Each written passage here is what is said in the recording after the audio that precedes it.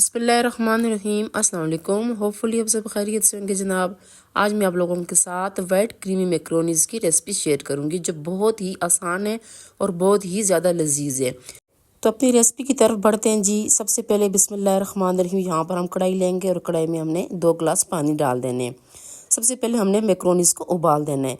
अब जब पानी गर्म होगा तो आपने उसमें नमक हस्बे जायका यानी थोड़ा सा डाल देना है और फिर आपने 1 कप मैक्रोनीज़ इसमें डाल देनी है।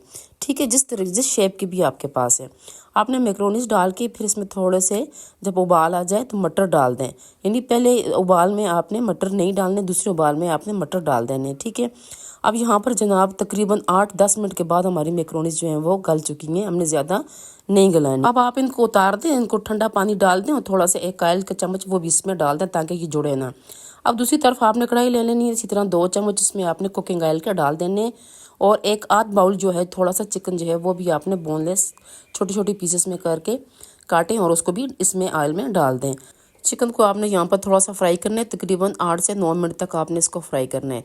अब देखें यहाँ पर चिकन हमारा तैयार हो चुका है। ठीक है, इसमें आप लोगों ने टेस्ट के लिए थोड़ा सा बटर भी ऐड कर देना है। हाफ बटर यहाँ पर मैंने भी इसमें ऐड कर दिया। अब फिर हम इसको फ्राई करेंगे, ये देखें और कितनी अच्छी खुशबू आ रही है ना बटर के साथ। अब यहाँ पर मैंने जनाब ग्रीन ऑनियन का इस्तेमाल किया है। ठीक है, 1 ही मैंने लिया है, ज़्यादा नहीं डालने से। अब प्याज के बाद बारी आ जाती है जनाब लहसुन की। लहसुन की 2-3 गिरियाँ मैंने ले ली हैं और उसको इस तरीके से चॉप कर लिया, यानी काट लिया था छुरी की मदद से। अब इन तमाम चीज़ों को आप लोगों ने इसी तरीके से ऑयल में और बटर में आपने फ्राई कर देना है। अब जनाब यहाँ पर बारी आ जाती है मैदे की। 3 चम्मच आप लोगों ने खाने के जो 3 चम्मच होते हैं वो आपने मैदे के इसमें डाल देने। ये जुड़ जाएगा सही, लेकिन ये आप लोगों ने परेशान बिल्कुल भी नहीं होना। आप लोगों ने जो मैक्रोनीज़ उबाली है ना, उनका जो पानी आपने बचा के रखना है। ठीक है, वो नहीं गिराना। वो पानी आपने धीरे धीरे इसमें थोड़ा थोड़ा करके डाल देना है, जैसे जैसे ये चिपकेगा साथ मैदे है ना तो वो चिपक जाता है। ये देखें, आपने बस इसी तरीके से पानी डाल देना है। अब उसके साथ ही आपने यहाँ पर 1 अदद शिमला मिर्च ले लेनी है। ठीक है, शिमला मिर्च के बाद आपने इसमें जनाब 1 कप भर के दूध का डाल देना है। ठीक है, इस तरीके से अब आप लोगों ने सब चीज़ों को मिक्स कर देना है। अब आपने यहाँ से 4 से 5 मिनट तक इसको उबालना है। थोड़ा सा चिली फ्लेक आप लोगों ने इसमें डाल देना है और इसी तरह थोड़ी सी काली मिर्च भी आपने इसमें ऐड कर देनी है। नमक मैंने इसमें स्टार्ट में ऐड कर दिया था। अब फिर आपने यहाँ पर 3 से 4 मिनट इसको दूध के अंदर इसकी भुनाई कर देनी है, चिकन की और सब्जियों की। बस ज़्यादा नहीं पकाना, क्योंकि मैक्रोनीज़ में ये चीज़ें ज़्यादा जो है वो पकी हुई नहीं अच्छी लगती हैं।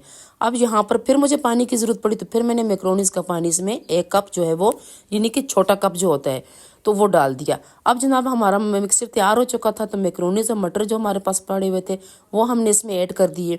अब फ्लेम मैंने बंद कर दी है। ठीक है, फ्लेम बंद करके आप लोगों ने इसमें ये सारा कुछ मिक्स कर देना है, यानी कि मैक्रोनीज़ जब आप डालेंगे तो चूल्हा आपने बंद कर देना है। अब अच्छी तरीके से इन सारी इंग्रेडिएंट्स को आपने मिक्स कर दिया।